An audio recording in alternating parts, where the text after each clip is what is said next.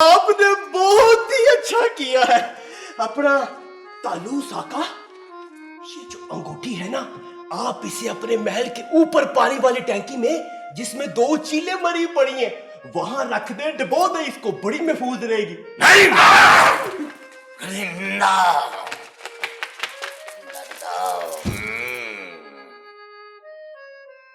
हम ये अंगूठी तुम्हारे हवाले कर रहे हैं। नहीं गलिंदा, नहीं तालूस आका, ये जुल्म ना करे, मैं इसकी हिफाजत नहीं कर सकता।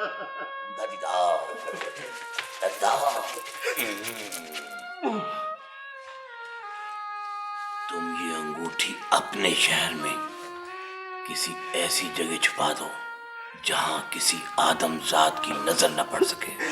ये आदमजात की नजर हर चीज पे पड़ जाती है तालूस आका, ये बड़ी ताकतवर अंगूठी है, मैं इसकी हिफाजत नहीं कर सकता।